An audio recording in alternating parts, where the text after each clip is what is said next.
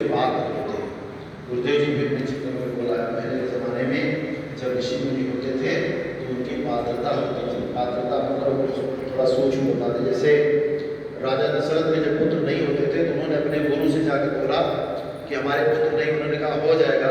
तो उन्होंने कहा एक उत्कृष्ट यज्ञ करना पड़ेगा। तो उन्होंने कहा तो करिए, क्या दिक्कत है, ना पैसे की कमी है ना जगह की कमी है, क्या दिक्कत है। उन्होंने कहा नहीं, वो हम नहीं कर सकते, वो श्रृंगी ऋषि भी कर सकते हैं, क्योंकि वो माँ की साधना करते हैं। उनके पिताजी भी माँ की साधना करते थे और उस उत्कृष्ट यज्ञ करने में उनकी सामर्थ्य है, वो हमारी नहीं है। ब्रह्म ऋषि वशिष्ठ जी बोलते थे ये ऋषियों की पात्रता होती है, साधना है। जो माँ की आज साधना आराधना करने की क्षमता हमारे आपके अंदर नहीं है, लेकिन फिर भी हमको आपको परम पूज्य गुरुदेव जी ने अपना शिष्य बनाया है। उन्होंने माँ के साक्षात दर्शन प्राप्त किए हैं, उनके हम शिष्य हैं। हमको भी आज छोटे छोटे शब्दों में या जहाँ भी जिस तरह से हमें उपस्थिति का सौभाग्य मिलता है हमें उपस्थित होना चाहिए। और परम पूज्य गुरुदेव जी ने जैसे भी हमने कहा गुरु आज्ञा ही धर्म हमारा, गुरु आज्ञा ही धर्म हमारा जब कहते हैं तो गुरु जी की आज्ञा हमें मान के चलनी चाहिए। जो गुरुदेव जी के विचार हैं उसको हमें अपने तरफ साफ आत्मसात करना चाहिए।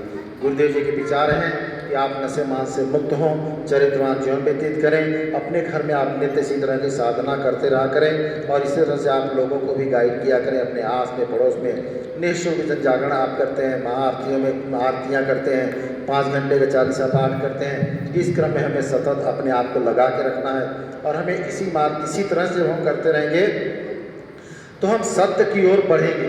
सत्य क्या है? सत्य की ओर वो नहीं होता जो आप समझते हैं सत्य माने कि सत्य की ओर चलना मतलब सत्य बोलना। सत्य बोलना ही नहीं, सत्य बड़ा व्यापक शब्द है। सत्य की पराकाष्ठा है, सत्य एक बोध है। सत्य की पराकाष्ठा पे आपको बढ़ने की जरूरत है। सत्य एक सृजन, सृजन माने एक व्युत्पत्ति जिससे आप उत्पत्ति करते हैं। तो सत्य की ओर आप बढ़ेंगे कब? जब आप स्वयं की ओर चलेंगे। स्वयं की ओर चलने का मतलब आप ध्यान किया करें। आप जब ध्यान करते हैं, जैसे आपको बोला जाता है आप 1 मिनट का ध्यान करें अपने आज्ञा चक्र पे। आप आज्ञा चक्र पे क्या ध्यान करते हैं? आज तक अगर आप सोचें, आप आज्ञा चक्र के माध्यम से आपको अपने शरीर के अंदर प्रवेश करने की इजाज़त मिलती है। अपने शरीर में आप प्रवेश किया करो। जब आप अपने शरीर में प्रवेश करोगे तभी तो आपका आज्ञा चक्र प्रभावक बनेगा।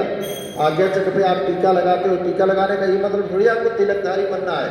तिलकधारी तो हजारों घूम रहे हैं, लाखों घूम रहे हैं, आप भी उनमें से एक तिलकधारी बन के घूमने लग गए, क्या फर्क पड़ता है? आज्ञा चक्र पे तिलक लगाने का मतलब है कि आप अपने आज्ञा चक्र को प्रभावक बनाओ।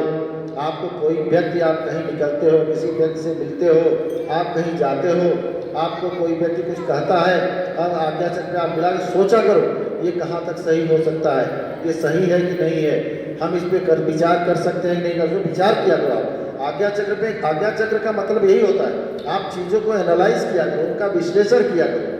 ये नहीं किसी ने कुछ कहा, चाहे संगठन के हो, हम भी हो, अगर आपसे कुछ कहते हैं आपको ये करना है, आप उस पर विचार किया करो। गुरु जी भी बोलते हैं आप विचार करो ये सही है कि नहीं है। अगर आपको हम बोलते हैं कि आप जन जागरण करते हो, आप जन जागरण में जाया करो, आप 5 घंटे की 40 पाठ किया करो, 5 घंटे आपको और तो कुछ नहीं कहते, आप ये नहीं कहते आप सिनेमा देखने जाया करो, आप घूमने जाया करो। आपको इसलिए बोला जाता है जो आप जाएंगे वहाँ भी आप साधना करेंगे। अपने घर में कभी कभी व्यक्ति उतनी साधना नहीं कर पाता, उतना ध्यान नहीं लगा पाता, लेकिन जब कहीं आप किसी के घर जाते हैं वहाँ साधना में आपका मन लगता है। और जो आपका मन लगता है माँ के चरणों में, वही आपकी साधना है, वही आपका समय है जब आप माँ के चरणों में बढ़ते हैं।